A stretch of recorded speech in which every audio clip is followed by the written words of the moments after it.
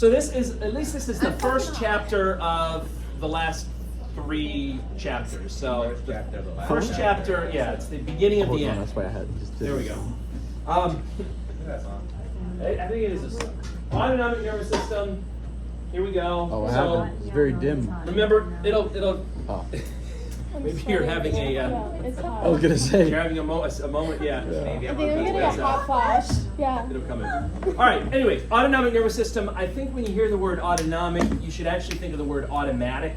It works automatically, right? It works without you being consciously aware of it on the sensory side, and then on the motor side, without you having any control over it, right? It's involuntary.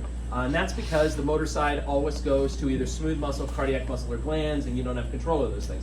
When you hear autonomic nervous system, I think you should think of, what was that H word from chapter 1? Homeostasis. That's really what it's all about for the most part. It's mostly a whole bunch of negative feedback systems that are monitoring bodily parameters and then fixing them if there's a problem, okay? The control center, or the regulatory center for the autonomic nervous system is usually someplace in the brain. Remember, you had a lot of vital centers that were in like the medulla. You also had some centers that were like in the hypothalamus. Those are big places for control. So here's the overview of the chapter. We're going to get pretty far, but not finish it. We're going to go through a comparison of somatic and autonomic nervous systems first. Then we'll talk about the nitty-gritty details of the autonomic motor divisions. What are the 2 divisions of the motor part of the autonomic? Indirect and Sympathetic and parasympathetic, right? Oh, that was on there too? Yeah. Oh, no. I went back and changed it. I changed mine too. You're test I obsessed. got it Everything right, I say yeah. is reminding you of the test. All right. Yeah. Sorry. think of anything else. I'm sorry about that. Yeah. So the two branches of the motor part of the autonomic are sympathetic and parasympathetic. And in this section, we're going to talk about the anatomy of those 2 divisions. There's a lot of stupid, arbitrary little details that you got to memorize about the anatomy of the sympathetic versus the parasympathetic. I'll go through that. Then I'm going to get into the neurotransmitters that are released by the autonomic nervous system. There's only 2 neurotransmitters that are released. Either your favorite, acetylcholine, or the other one is norepinephrine. Those are the 2 neurotransmitters. But it's kind of complicated because you've got to remember what neurons exactly release acetylcholine, which ones release norepinephrine, and there's a lot of possibilities. And then to also make it more complicated is you got to have receptors for those neurotransmitters, and they're actually different subtypes of receptors. For acetylcholine, there's two types of acetylcholine receptors that you'll learn about. For norepinephrine, it's even worse. There's 5 subtypes for receptors that you need to be aware of. So I'll go through all that stuff when we get there, and then that's where I'll stop for the day. So the rest of the stuff we'll cover next week. Ugh. All right. So somatic, just to refresh your memory on the somatic. Somatic has a sensory and a motor part. The sensory part is carrying sensations that you are consciously aware of. That's the key thing with the somatic, right? So all of those skin sensations, touch, temperature, hot, cold, as well as like your special senses like vision, hearing, taste, smell, all of those are connected to somatic sensory neurons, and they're all consciously perceived, right? You're aware of them. Similarly, for the motor part of the somatic, it always goes to skeletal muscle, so you always have voluntary control over it, okay? Another thing to know about the somatic motor neurons, when a somatic motor neuron connects up with a skeletal muscle cell, the result is always excitation. In other words, it always causes that skeletal muscle cell to contract. That's all when acetylcholine is being released, and then it always causes the skeletal muscle cell to contract. The reason why I'm emphasizing that is because it's not going to be that way with the autonomic, and you'll see that in a second. And then this is another feature of the somatic motor neurons that makes it really simple. It basically takes one motor neuron to go from the central nervous system out to the skeletal muscle. And that's what I did. I apologize, I'm getting lazy in my old age. I used to redraw. Remember the good old days back in October when I redraw fresh new pictures, and now I just rehash stuff. And yeah, I'm a shadow of my former self. Anyway, yeah, shell, not a shadow. Well, whatever. Both. All right. I'm a shadow of a shell. All right, this is, the guy in red is supposed to be a somatic motor neuron. And notice how, first of all, if you remember, they usually have their cell bodies in the anterior gray horn. That's why I drew that there. And then notice it goes out using the ventral root, and then it connects up with the skeletal muscle. The key thing to notice, though, is it's just one neuron that's making that connection, which makes it pretty simple, okay? When we talk about the autonomic, which you can see in blue, it's actually a two-neuron system, and it makes it really tricky, okay? So let's talk about the autonomic then. So autonomic sensory is going to be connected to receptors, usually that are deep inside your body, inside your organs. And the fancy name for those internal receptors, they call them interoceptors.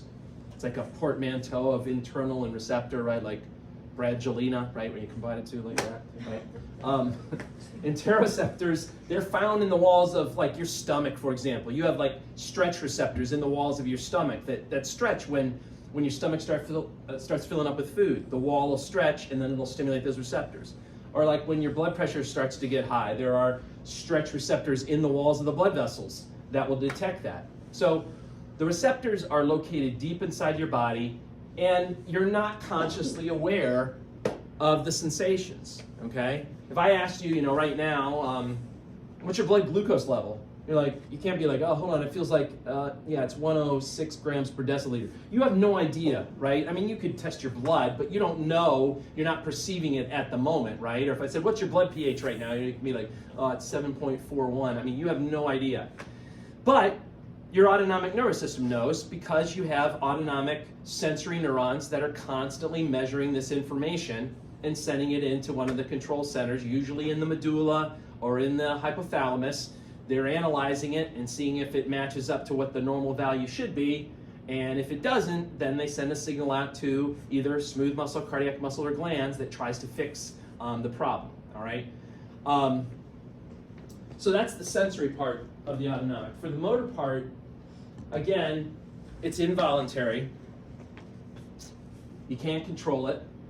And then, as I was saying, it's more complicated. When an autonomic motor neuron connects up to smooth muscle, cardiac muscle, or glands, whether it excites or inhibits that particular effector really depends on like what kind of neurotransmitter is being released, and then also what kind of receptor you have for that neurotransmitter. So it's much more complicated than what you had in the somatic division, where it was just always it's always acetylcholine, it's always excitation. Here, it's more complicated, all right? And then this sentence here is what really makes things miserable about the autonomic nervous system. Two motor neurons in series go from the central nervous system out to the effector. So over here, in blue, if you remember from the spinal cord chapter, usually autonomic motor neurons will have their cell bodies in the lateral gray horn. That's why I drew it there. Anyway, notice this neuron comes out. It follows the ventral root because it's motor. But instead of going all the way out to the target organ directly like this guy did, it instead has to synapse with another neuron, which then goes all the way out to the target organ. So that's what they mean by a two-neuron in-series system. It takes two neurons. And what you're going to have to memorize is exactly where those two neurons meet, okay? And if you think about it, if you can picture a whole bunch of these neurons coming out and then synapsing with a whole bunch of these neurons, because there's a whole bunch of these neurons there, there's going to be a whole bunch of neuron cell bodies. And because you're in the peripheral nervous system, you can refer to this as a ganglion, right? Because there's a bunch of neuron cell bodies there. What you have to memorize is you're gonna have to memorize the names of the different ganglia, okay? Exactly what ganglia does the sympathetic division use when it makes the connection between this neuron and this neuron? Exactly what ganglia does the parasympathetic system use when it makes the connection between this neuron and that neuron? And you're going to hear me refer to these two neurons a lot. You're going to probably want to strangle me. If you don't want to already strangle me from the exam you just took, you're going to want to strangle me from these words because you're going to hear me say them so many times. The neuron that comes before the ganglion is called the preganglionic neuron. And then the neuron that comes after it is called the postganglionic neuron. You didn't have to worry about that nonsense when you're talking about somatic motor neurons, because there's just one neuron. But with these guys, you got to do that. That's a pain in the butt. Now, again, there are the two divisions. Sympathetic is also known as fight or flight. Parasympathetic is rest and digest. On Tuesday next week, we'll talk about some of the body changes that happen when you're training. And a lot of you guys already know these things, like sympathetic, your heart races, or your pupils dilate, that kind of stuff. We'll discuss that next week. Another thing you should know is that most organs in the body are connected to both divisions. And one division will tell it to do one thing, and then the other division will tell it to do the exact opposite. So for example, you have you have sympathetic neurons going to your stomach, and you have parasympathetic neurons going to your stomach. If you turn on the parasympathetic neurons, they'll tell your stomach to squeeze and contract and release acid and do all this other stuff. And if you turn on the sympathetic division, it'll basically shut down your stomach and stop it from moving and stop it from secreting. Okay?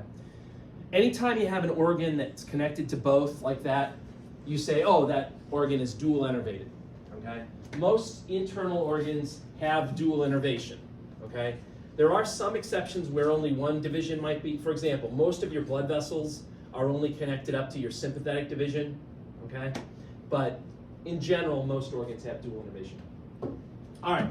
Now I got to get into the anatomy of this stuff in a second. Well, not quite yet, but it's going to get really detailed in a second. Again, the first of the two autonomic motor neurons, they refer to that as the preganglionic neuron. And what you should know about that guy is always going to have its cell body someplace in the central nervous system. Okay? In my diagram, I have him sitting over here in the spinal cord. But he could also be, up someplace like in the brain, for example. But the cell body of the preganglionic neuron is always someplace in the central nervous system.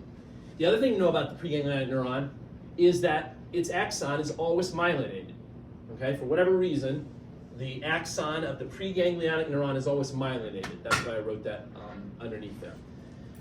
That preganglionic neuron is going to go out someplace, and it's going to find a ganglion someplace, and that's where it's going to synapse with the postganglionic neuron. So in my diagram over here, what I've done is you have the preganglionic neuron coming out through the ventral root, and then these little things I tried to draw here, those were those rami communicantes that you learned about in the spinal cord chapter. So notice how the preganglionic neuron is using one of the rami.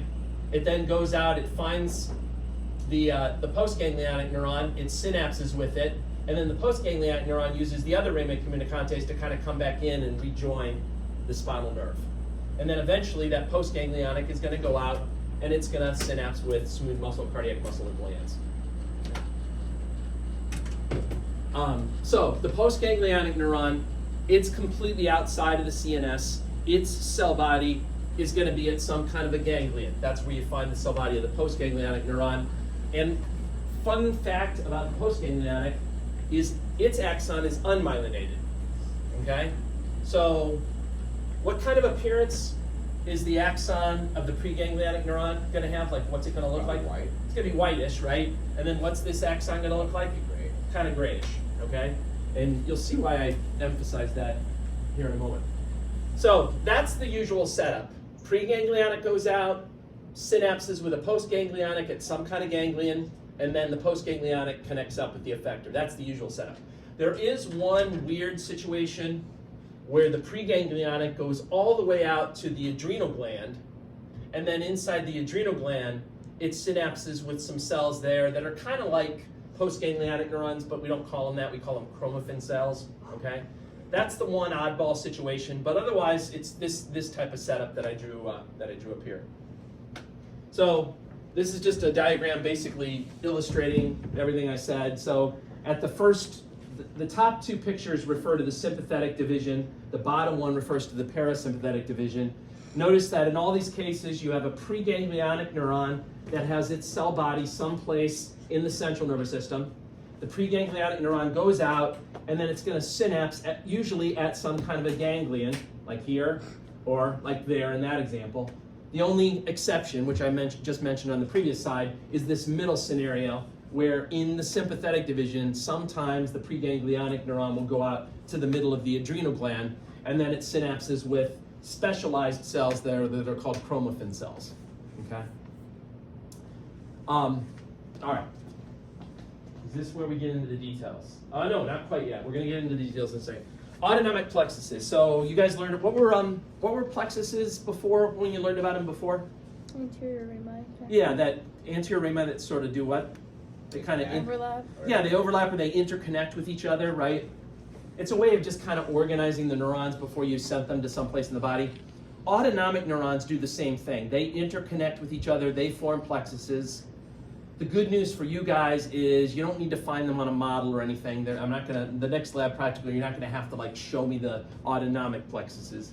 You know, you should know those other plexuses like the cervical, the brachial, all that stuff. But the autonomic you don't need to find. However, you should, for lecture exam purposes, at least be aware of them and know some of their names. So like, for example, there's a cardiac plexus, which is a bunch of autonomic nerves that are around where the heart is located. Or there's a pulmonary plexus, which is an interconnection of autonomic nerves that are kind of around where your lungs are, okay? All right, this is where I start getting into crazy details. So this is where the fun begins. We're going to talk about the details of the anatomy of the sympathetic division first, and then we're going to do the parasympathetic. In both cases, we're going to approach it in the same way, try to approach it in the same way. If you can just make it through the sympathetic division, I think you'll find the parasympathetic to be a lot easier. It's the sympathetic that has more little details to memorize, basically. Anyway, so first of all, the first question is, where does the sympathetic division originate? Or another way of asking that question is, where do you find the cell bodies of the preganglionic neurons? Okay, that's what I mean by originate. Where is the location of the cell bodies of those preganglionic neurons? And the answer is, for the sympathetic division, someplace in the spinal cord. Specifically, it's either going to be in one of the thoracic areas of the spinal cord, or it's going to be in one of the upper lumbar areas of the spinal cord. Okay? And for that reason, I don't know, some A&P nerd was like, hey, let's come up with another name for the sympathetic division. So they sometimes call it the thoracolumbar division, which is just kind of telling you where it originates. It's either originating from the thoracic part of your spinal cord or the upper lumbar part of your spinal cord. Here's a picture showing you that. This is a really busy picture. I'm going to keep coming back to this picture and highlighting different things, but for now, just look at the area in yellow. I was highlighting where you find the cell bodies of the preganglionic neuron. In other words, where does this sympathetic division originate?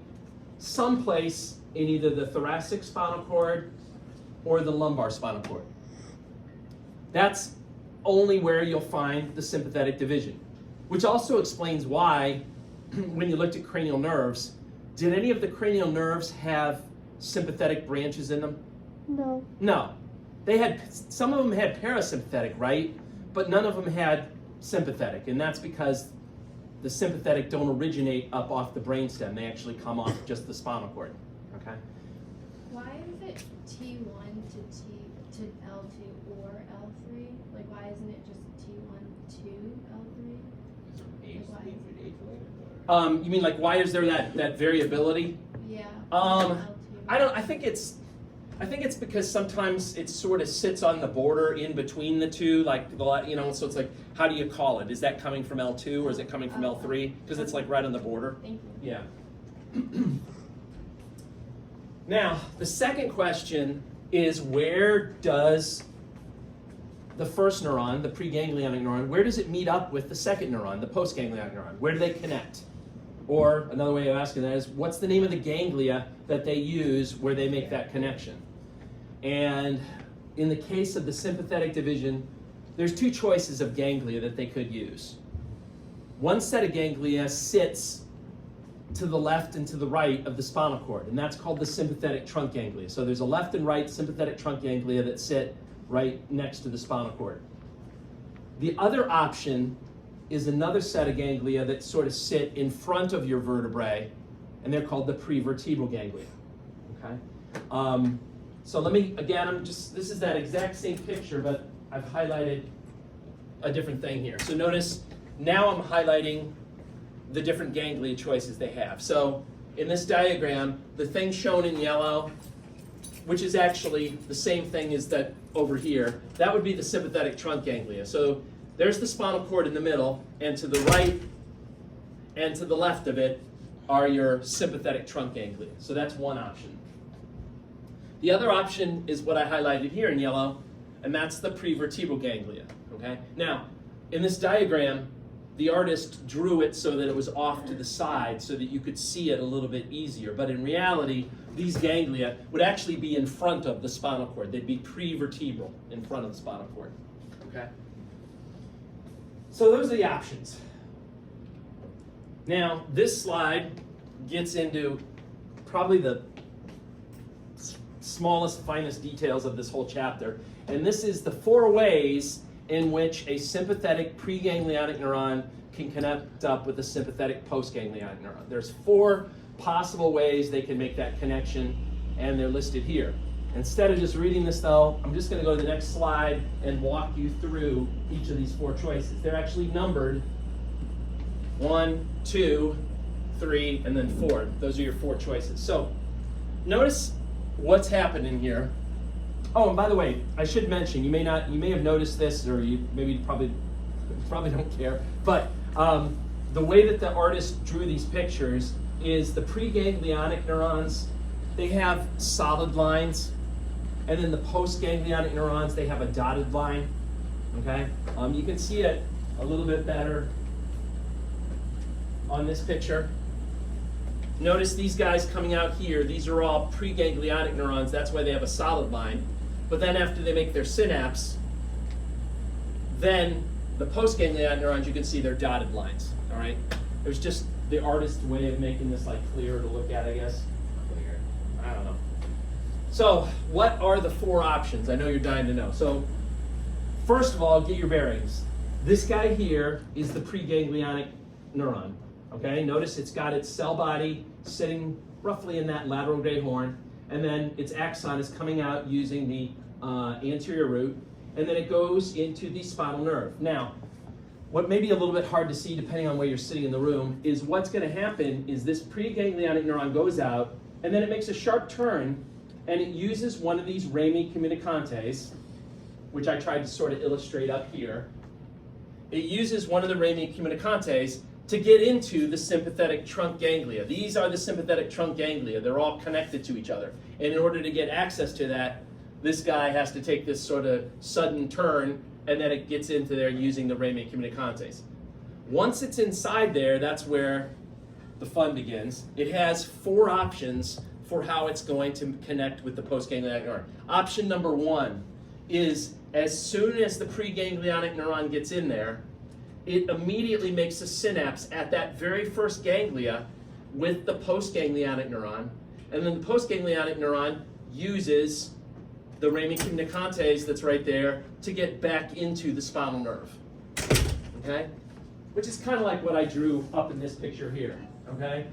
The preganglionic neuron goes out using one of the rami. It synapses at the very first ganglia it comes to. That's part of the sympathetic trunk ganglia. And then the postganglionic neuron goes right back into the spinal nerve using the other rami communicantes. And it unmyelinates, right? Correct. Well, yeah, that's right. I mean, the preganglionic will be myelinated, but then the postganglionic is going to be unmyelinated. Now, well, we'll get to that in a second. Just put that in the back of your mind. That's option number 1. Option number 2 is to go out the same. You still start the same way. You still make that sharp turn and go into the sympathetic trunk. But instead of stopping at that first ganglia, option 2 says, why not go up or go down within the chain and synapse at a higher or lower level ganglia? So it goes in, and then it could either go up and synapse at a higher ganglia with the postganglionic neuron that way, or it could go in and go down and synapse at a lower level ganglia with the postganglionic neuron that then goes out. Okay? So it's still using a sympathetic trunk ganglia, it's just not stopping at the first one it came to. It's either going up or going down before it makes the connection. Is anyone still with me, or does anyone still remotely care? You can just give me like a half-hearted like this or something. It doesn't even have to be a full one. You can just or just like a little thumbs up. I don't know. All right. All right. Option number 3. Option number 3, the preganglionic neuron goes out, and it goes just like it did before. It goes into the sympathetic trunk, But this time, it doesn't stop in the sympathetic trunk. Instead, it continues on and it stops off at one of the prevertebral ganglia instead and makes the synapse at the prevertebral ganglia. That's option 3. And then option 4, which I alluded to earlier on in the lecture, is kind of the oddball option. That is, the preganglionic neuron comes out just like it did before, and it kind of goes into the sympathetic trunk and kind of continues around, maybe passes out of the sympathetic trunk, goes into one of the prevertebral ganglia, but it doesn't stop there either. Instead, it goes all the way out to the adrenal gland, and once it gets inside the adrenal gland, it synapses with one of those specialized cells called chromaffin cells. Okay? That's me basically just going through these 4 things. Okay? Just trying to put it into my own words. Any questions about those 4 options? Why does it do that? I don't know. Why do you have to memorize it? I don't know. You want to be a nurse, right? I don't know. I mean, I don't know. They just tell me these things. That's why I get paid the big bucks. Okay? Now, the rami communicantes they're actually 2 separate rami. There's this rami that the preganglionic neuron is using, and then there's that rami that the postganglionic neuron is using. Because the preganglionic neuron is myelinated, this rami is always what color? It's white. And because the postganglionic neuron is always unmyelinated, this rami is always gray. So that's where they get the names white rami and gray rami. Okay? All right. If you made it through that, I think this will be a little bit easier. It's not like super easy, but maybe a little bit easier. So I'm going to approach this the exact same way by first asking, where does the parasympathetic division originate? In other words, where do you find the cell bodies of parasympathetic preganglionic neurons? And the answer is either in your brainstem or in the sacral, call it the craniosacral division. So they also have like a trunk. Said ganglia or anything, I something, got or- So we'll get to that. Okay. So so the short answer is no, there's no sympathetic trunk and there's no prevertebral ganglia, but instead, the name of their ganglia, they're called terminal ganglia. What does the word terminal mean? Ill. Terminally ill, or means like towards the end, right? Terminal means like at the end. To like terminate means to end something, right? So the terminal ganglia, if you can visualize that.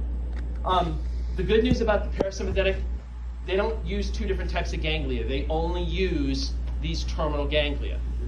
The bad news about that is in some cases they do have special names for the terminal ganglia.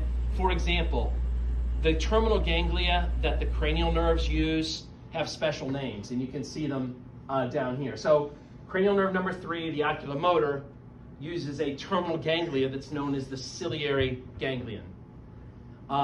Cranial nerve number, what's that number? 9. Cranial nerve number 9 uses something called the otic ganglia. And then cranial nerve number 7, which is the facial nerve, actually has 2 possible things it could use. It could use the submandibular ganglion, or it could use this ganglion. Anyone know how you pronounce this word? Is that Tarot go palatine. Yeah, you guys, Palatine? yeah, you're right. Pterygopalatine. I thought someone would be like, I thought they tried to, right? Boxing? Yeah, it's like a joke my son told me in elementary school. Why don't pterodactyls make any sound when they go to the bathroom? Because the P's silent. All right, so not that good. I'm sorry.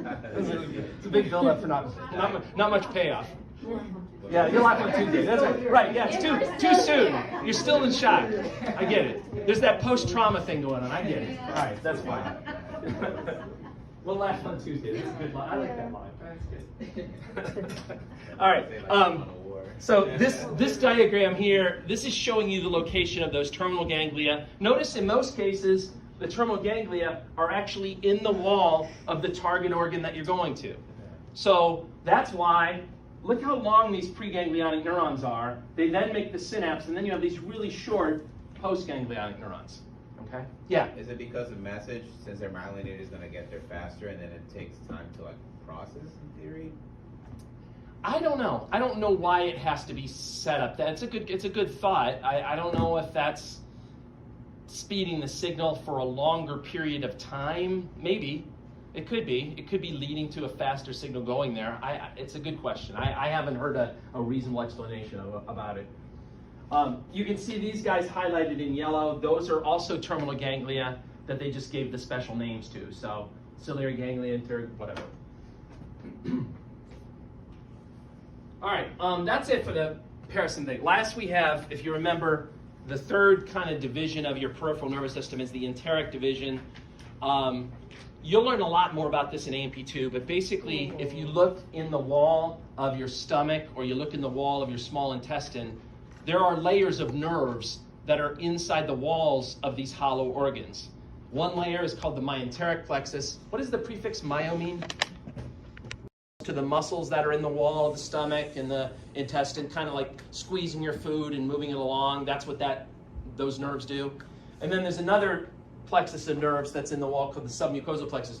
That one basically sends signals to little glands that are there to like cause the stomach to secrete acid and things like that.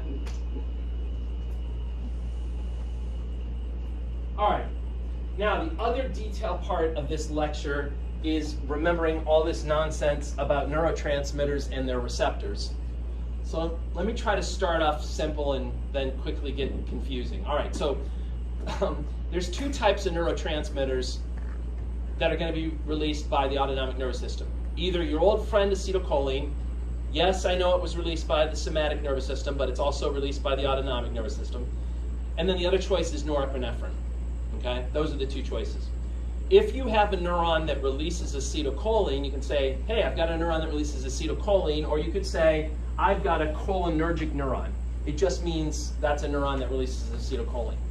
The thing that stinks for you is you're going to have to memorize exactly which neurons release acetylcholine in both the sympathetic and the parasympathetic division.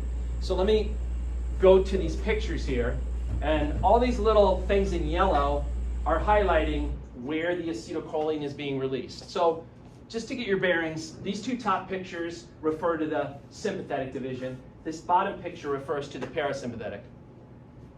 The sympathetic gets two pictures because it's a little bit more complicated than the parasympathetic, in case you're wondering. First of all, notice in all these pictures, these are the preganglionic neurons, okay? And then these are the postganglionic neurons. And then these guys are the effectors at the very end here, right? Notice that preganglionic neurons, no matter what division you're in, preganglionic neurons always release acetylcholine, okay? Doesn't matter if you're in the sympathetic or the parasympathetic, they always release acetylcholine. So then the question comes, or then you should look at the postganglionic neurons. Notice that in the parasympathetic system, it's really simple because postganglionics also always release acetylcholine. So with the parasympathetic, it's all about acetylcholine. The preganglionics release it and the postganglionics release it. In the case of the sympathetic, it's a little bit more complicated. Most of the time, sympathetic postganglionic neurons actually release this neurotransmitter we're going to talk about in the next slide. That's NE, that stands for norepinephrine. So if you want to write down like the word usual or this usually happens, that's the usual situation. But there is one weird situation if you have a sympathetic postganglionic and it's going to a sweat gland, like an eccrine or an apocrine sweat gland. In that circumstance, it will actually release acetylcholine. Okay? So memorize that stuff. You know, I don't know what to tell you. Maybe come up with some, I don't know if there's any cute memory tricks for that or whatever, but figure it out. Figure out a way to memorize it. The other part you're going to have to memorize, though, is what type of receptor for acetylcholine you have that's going to be responding to the acetylcholine that got released. And there's two types of acetylcholine receptors. One type are called nicotinic receptors, and another type is called muscarinic receptors. By the way, where have you heard this word before? It's also nicotine. Nicotine. Yeah, it's the same. They're called nicotinic receptors because when they first discovered them in the lab, they found that those receptors actually respond to the substance nicotine. That's why they're called nicotinic receptors. They also respond to acetylcholine, but they called them nicotinic type because they respond. The other type, anyone know where muscarine comes from? Yeah, I think you got it. What? Muscle? No, not muscle. I thought you had it. You were on the Like right. summary? No, they actually come from mushrooms. Now, not the fun mushrooms. Don't all get excited. Not the psilocybin ones or whatever you buy. Where the hell you buy those? But it's more of a toxin. So this muscle toxin, those types of receptors run on that. That's how they got their name. Anyway, where do you find them? What type do you find where? So if the preganglionic neurons are always releasing acetylcholine, that means that the dendrites and the cell bodies of the postganglionic neuron, they must have some kind of an acetylcholine receptor to be able to respond, and they do. And the type they always have are, it's a little hard to see here, but they always have the nicotinic type of receptor. Okay? So on the dendrites and the cell bodies of the postganglionic neurons, you'll always find nicotinic acetylcholine receptors. Talk about arbitrary details, right? Then the next question is, what do you find on effectors? If acetylcholine is being released by a postganglionic neuron, then that means that the effector must have an acetylcholine receptor for it. What type do you find there? And the answer is, on the effectors, you'll find the muscarinic type of receptor. So if you've got a smooth muscle cell, for example, it would have a muscarinic type of acetylcholine receptor. If you have a sweat gland up here, it would have a muscarinic acetylcholine receptor. All right, so that's acetylcholine. The other type is norepinephrine. And anytime you have a neuron that releases norepinephrine, you say I got a neuron that releases norepinephrine, or the fancy word for it is you can say, I have an adrenergic neuron. It just means it's releasing norepinephrine. The only one of those situations where you really have norepinephrine being released is in the sympathetic division. Postganglionic neurons usually release norepinephrine. This picture here is just a blow up of this picture at the top over here, and they're just highlighting the fact that it's usually norepinephrine that's being released by sympathetic postganglionic neurons. Okay. Now, that means then that this effector that's here has to have a norepinephrine receptor. And in the case of norepinephrine, there's actually 5 choices. There's alpha 1 and alpha 2 norepinephrine receptors, and then there's beta 1, beta 2, and beta 3 norepinephrine receptors. And it can be pretty complicated. The good news is I'm not going to make you memorize where they're at. I think your textbook goes into excruciating detail, telling you precisely where each of these receptors. You don't have to memorize that level of detail. One fun fact we'll talk about next week is the fact that adrenergic neurons usually have effects that last longer than cholinergic neurons. And the reason for that has to do with how long the neurotransmitter sits in the synaptic cleft. How did you get rid of the acetylcholine when it's in the synaptic cleft? Yeah, you had an enzyme called acetylcholinesterase that breaks it down, right? You have the same thing for norepinephrine. You have an enzyme that breaks it down. It just turns out that the enzyme that breaks down norepinephrine takes longer than the one that breaks down acetylcholine. So, in other words, norepinephrine will sit around longer and continue to have an effect, whereas acetylcholine usually gets broken down pretty quickly and stops having an effect. We already covered this before, but again, when you're making drugs, pharmaceutical companies, etc., usually they're making a drug that either tries to act like a natural chemical that's in your body, and those type of drugs are called agonists, or they're making a drug that blocks and prevents a natural chemical in your body from being able to attach to its receptor, and those are called antagonists. And a good example of 2 drugs, and I probably gave you this example already, but I don't know if I named the receptor. So the beta 1 norepinephrine receptor, okay, that's one possible type of receptor. These 2 drugs both affect that receptor.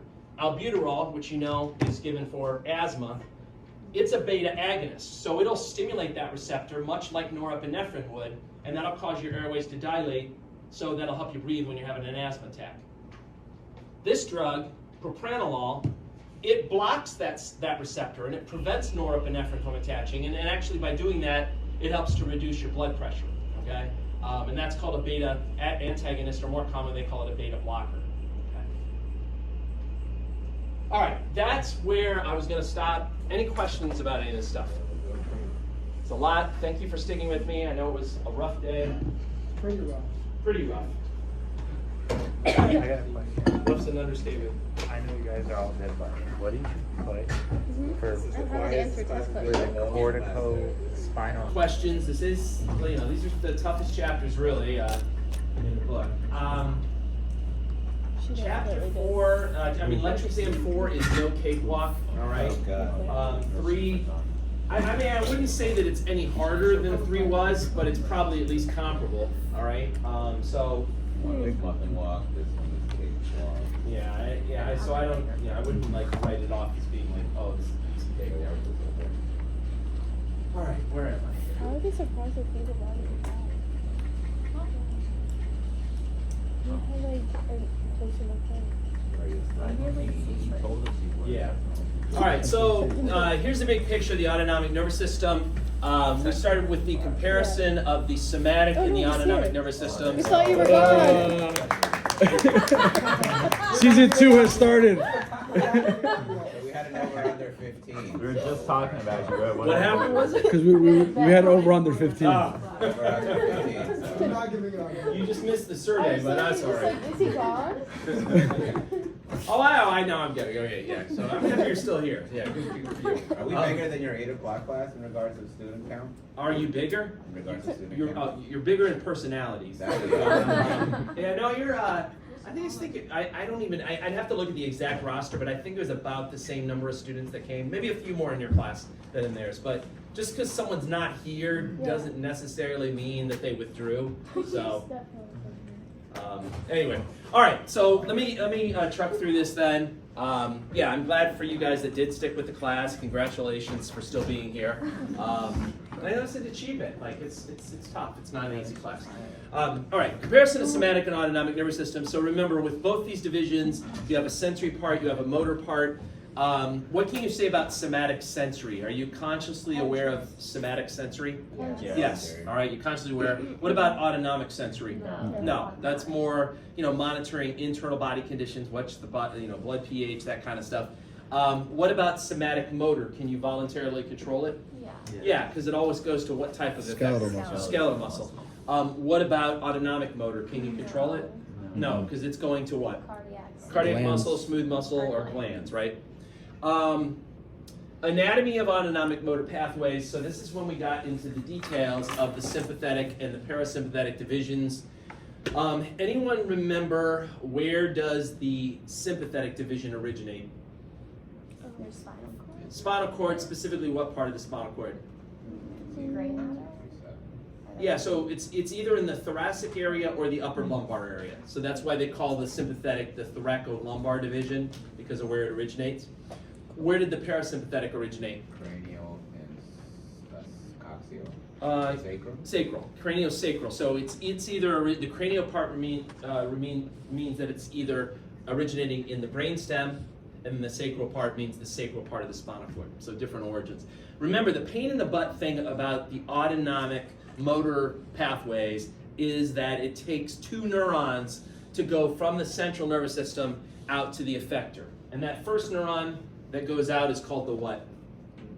Preganglionic neuron. It then meets up its synapses at some ganglia, some stupid ganglia that you got to memorize, with a postganglionic neuron that then actually goes out to the effector. All right.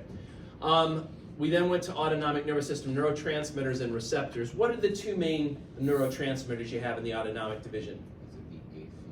Yeah, acetylcholine and norepinephrine, right? Those are the 2 main ones. Norepinephrine. Norepinephrine. Like epinephrine, but They go no. like nori. Yeah. It's very structurally, it's very chemically, it's very similar to epinephrine. I don't know what it takes to be slightly different, but whatever. Remember too that once you release those neurotransmitters, there has to be receptors for them. And in the case of acetylcholine, there were 2 types of acetylcholine receptors. Anyone remember the 2 types of acetylcholine receptors?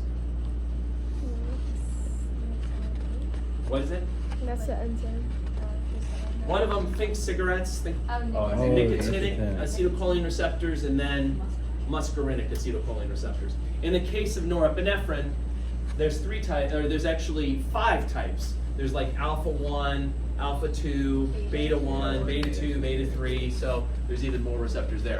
The thing that's tricky, I think, about the neurotransmitters is you gotta remember which neurons release which neurotransmitters, and then what type of a receptor is present. So like, you gotta look at the preganglionic neurons. Do they release acetylcholine? Do they reach norepinephrine? And it might vary based on whether you're in the sympathetic division or the parasympathetic division. And then you gotta ask that about the postganglionic neurons. Do they release acetylcholine or do they release norepinephrine? And so there's just a lot of little details to memorize, so make sure you spend time with that.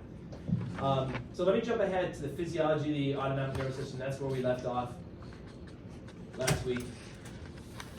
So I think I went through this concept before, but remember, most organs in your body are getting signals from both divisions, and one division will tell it to do one thing, and then the other one will tell it to do the exact opposite. So for example, you have the sympathetic division going to your heart. What does the sympathetic division do to your heart rate? Oh. Oh, speed it up. Sympathetic speeds it up. Speeds it up. So sympathetic's going to speed up your heart rate, and what does the parasympathetic do? Slows down. Slows it down. Okay. Anytime you have that situation where both divisions go to an organ, it's called dual innervation. And that kind of balance between the two is sometimes referred to as autonomic tone. You know, when you're kind of just hanging out like you are now, usually like the parasympathetic system is dominant, right? But you know, there can be like little shifts, and it can be a combination of both. So let's talk about some of the specific body changes then that happen with these two divisions. So with the sympathetic responses, remember, what's the nickname for the sympathetic division? The fight or flight, right? So basically, the body changes that happen are going to be ones that are going to get you ready to either fight off the problem or run away from it. That's what flight means. It doesn't mean like physically growing wings and like flying away. It just means running away from the problem. There's a memory trick someone came up with, not me, for the things that can trigger a sympathetic response, and those are the 4 E's. So emergency situations, embarrassment, exercise, excitement, all things I've experienced at the gym, all right? But anyway. But those are the four things you're supposed to trigger it, all right? The effects of sympathetic stimulation, they last longer and are more widespread than the parasympathetic. And why is that? 3 things. So the reason why sympathetic lasts longer has to do with point 1 and point 3.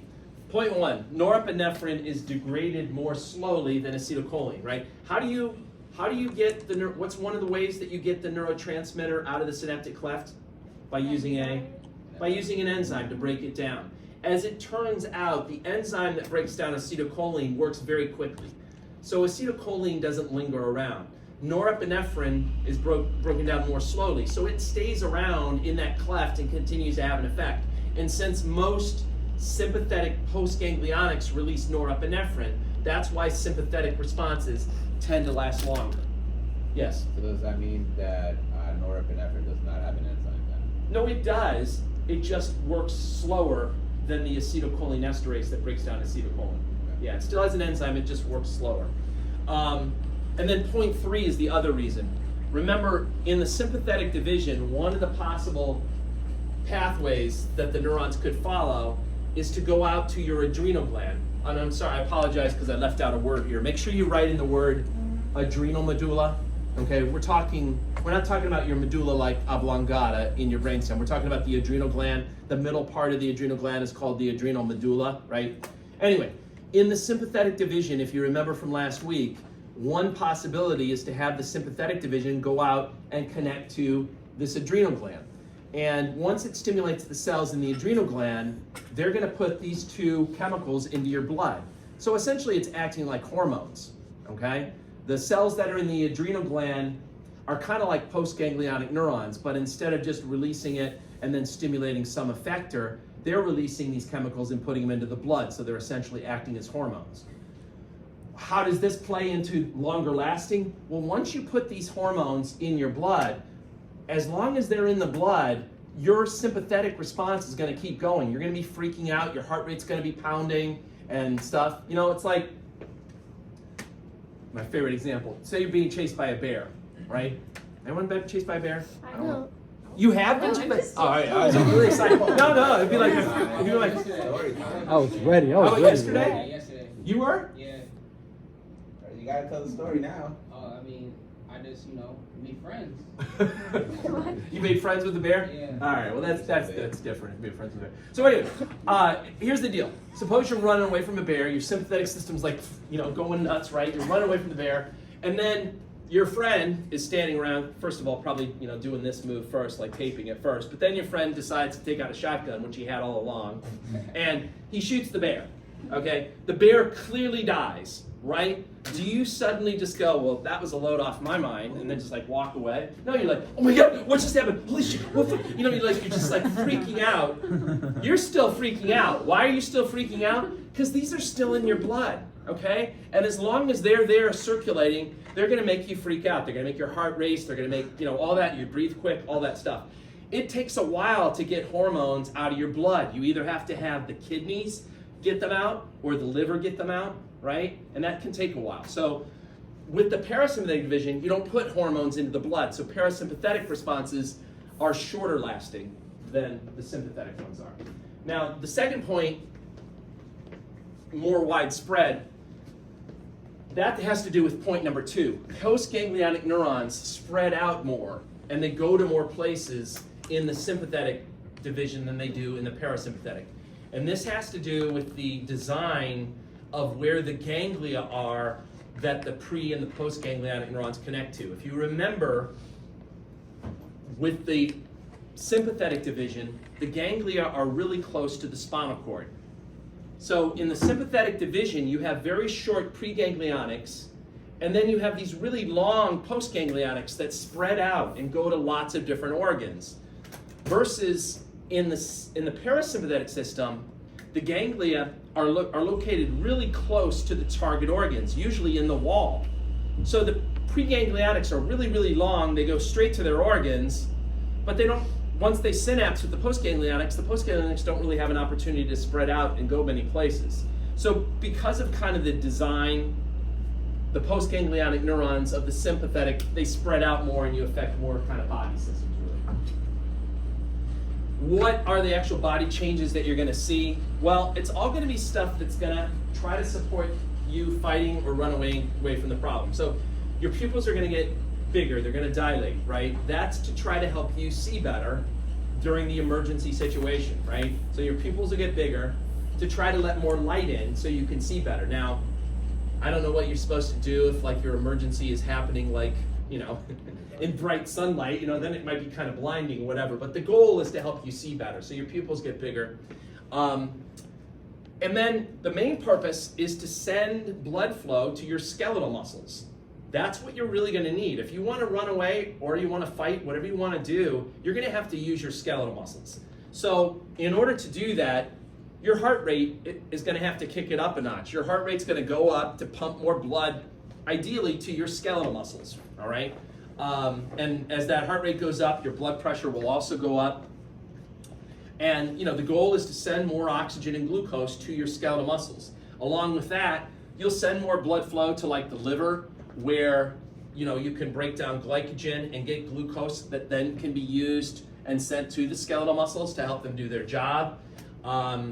Same thing with fat tissue. You send more blood flow there, you can break down the triglycerides that are stored in the fat and then use that as an energy source for your skeletal muscles, right? So all of the blood flow changes are designed to either help you pick up nutrients and then send them to your skeletal muscles so that they can help you fight or run away from the problem, okay? On the other hand, you don't want to send blood flow to things that you don't need. And again, using my, what's the example, what's an organ system that you probably don't need when you're having a fight or flight response? Your stomach, your digestive system, right? Hopefully when you're running away from that bear, you're not like, right, looking at the sandwich like you as you're walking away, right? It just look really weird. So your GI tract basically shuts down. The stomach, the intestines, they don't move around as much. You don't secrete acid, you don't secrete digestive enzymes, and you also don't need to send as much blood flow to like your GI tract, right? So that's all taking place when you have a sympathetic response. Parasympathetic response, again, what's the nickname for parasympathetic? Rest and digest. I just kind of consider it like your chillaxing system, when you're just kind of hanging out or whatever. Again, just from what the previous slide said, the parasympathetic system tends to have responses that last for a shorter period of time, and then they're less widespread. In terms of what does a parasympathetic response look like, if you can just remember, I mean, this kind of holds true in both directions. If you can just remember what one system does, the other system's going to do the opposite basically on all those parameters, right? So, you know, either commit the sympathetic responses to memory or commit this to memory, and then just remember that the other one does the opposite. If you don't want to use that method, then you could use this memory trick. It's kind of stupid. I don't know who came up with it. SLUD, and the 3 decreases. That's the memory trick. Like, that's lame, right? It's nothing like our cranial nerve memory tricks or whatever. But anyway, SLUD stands for salivation, lacrimation, urination, digestion, and defecation. And then the 3 decreases refer to the fact that your heart rate goes down, your airways get smaller. Not your big airways, not like your trachea doesn't change or anything like that, but some of your smaller bronchioles, they'll get smaller, and then your pupil gets smaller, it constricts, okay? So, in terms of blood flow, it's gonna be just the opposite from the sympathetic. You're gonna wanna send increased blood flow to like your stomach, your intestines, things like that. You're gonna wanna activate all those organs, the stomach, the intestines, they'll move around more, secrete more acid, more digestive enzymes, etc. And then by the same token, you'll send less blood flow to like your skeletal muscles and stuff, right? You're not needing those as much when you're just kind of hanging out. So you kind of, you can, switch up your blood flow like that depending on what organ systems are active. Integration and control of autonomic functions, autonomic reflexes. This is just, honestly, another way of saying negative feedback system. That's kind of what they mean by an autonomic reflex. You're monitoring some body parameter, you're sending it into a integrating center or control center, and then if there's a problem, you're sending a signal out to an effector to try to fix it or reverse it, right? That's essentially what they mean by an autonomic reflex. If you want to think of it like the reflexes we learned in the spinal cord chapter, there's going to be 5 parts to the reflex arc. The first part is the receptor, right, that monitors the situation. It then sends the signal in using a sensory neuron. Then you have an integrating center or a control center, whatever you want to call it, where the information that's coming in, the current information, will be compared with what kind of the ideal state is, right? And if the two match up, great, nothing needs to happen. But if they don't match up, the integrating center sends the signal out using a motor neuron that then goes to an effector, either smooth muscle, cardiac muscle, or glands, that'll try to fix the problem, okay? Remember, in terms of where you find the integrating center or the control center, it's usually going to be someplace in the brain. The hypothalamus was a big player in sort of autonomic control. Remember, there's things like feeding centers, satiety centers, the temperature control centers located in the hypothalamus. It has connections to both the sympathetic and the parasympathetic division. Not to mention also, obviously, like the brainstem, especially the medulla, with all of those important vital centers like the cardiovascular center, the respiratory center, that's going to be important too.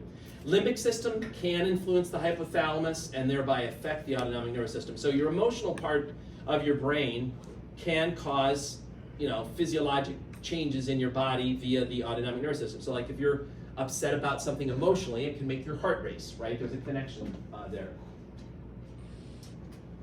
Some disorders that involve the autonomic nervous system, Raynaud's. Anyone heard of Raynaud's before? It's a pretty common problem.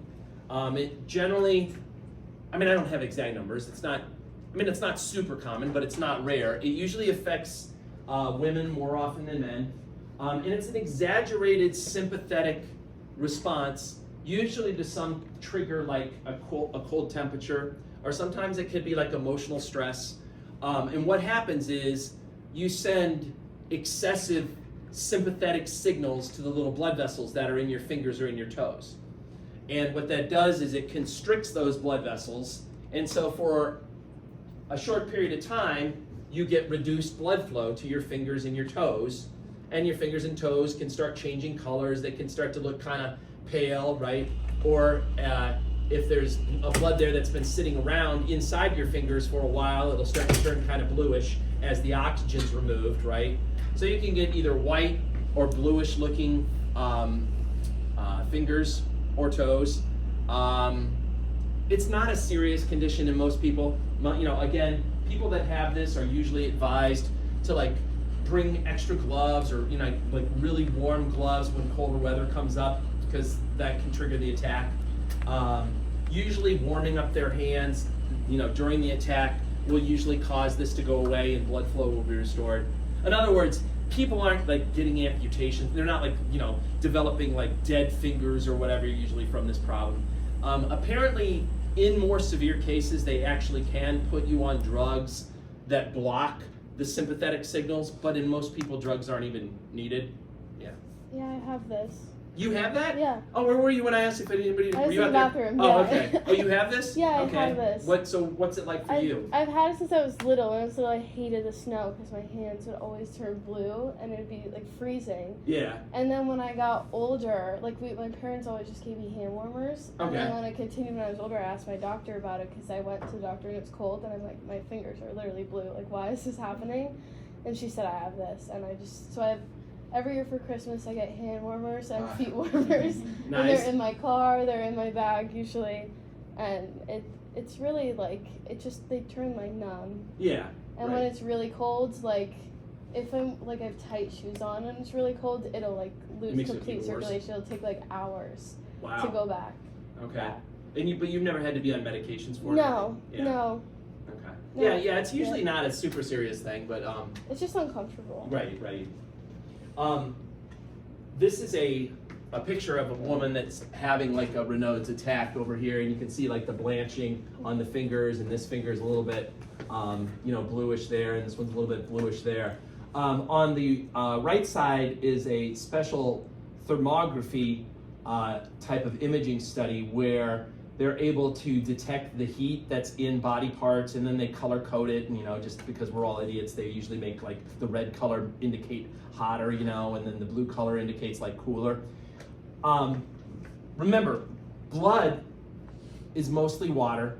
Water can carry a lot of heat. And so one of the main ways of controlling your body temperature is by controlling where the blood flows in your body. So blood carries heat around. And in this example, they've done a picture of a normal hand at the bottom here.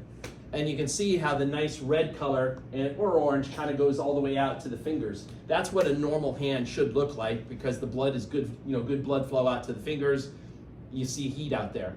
When there's no blood flow, that area will start to get cooler. So up here would be like where you have an attack and you see it's essentially still blue out there because there's no good blood flow going there. You've never had a test like that done though, right? No, not like that. Yeah. Yeah, sometimes it'll have like blisters too. Okay. Yeah, I don't think in most people, I think this was more just to kind of illustrate the point of how you can see. I don't think most people need this to make the diagnosis. It wasn't like a big concern. My doctor's like, just keep your hands and feet warm. Yeah, Like, it's not usually a huge deal. Yeah, Olga. What is worse? What is worse? What is worse? What is so some of the fingers Are white. white and another one is blue. Which one should I address first? Well, White or blue? the blue ones, so it usually goes like white first as the blood flow decreases, and then as the old blood sits around there, as the blood sits around and the oxygen is removed from the blood that was sitting there, then it goes like white to blue. It'll usually turn that color. I don't know. Blue would suggest that it's going on longer than just white. Yeah. So I wouldn't be too worried with this condition either way. Like I would be like, oh my God, we gotta amputate this finger, but you can keep the other ones. It's like. If I want to help with which finger, I cannot massage all 10.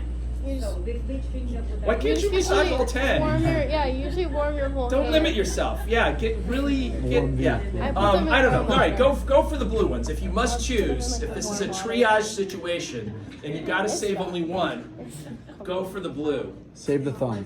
Yeah, save the thumb. That's right. Save the thumb is a very good bit of advice. Save the thumb.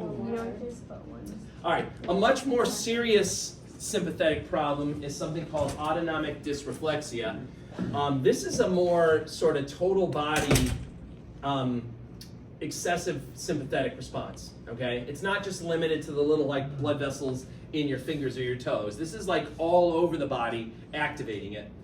And it's triggered usually in people that have a spinal cord injury at or above the T6 level.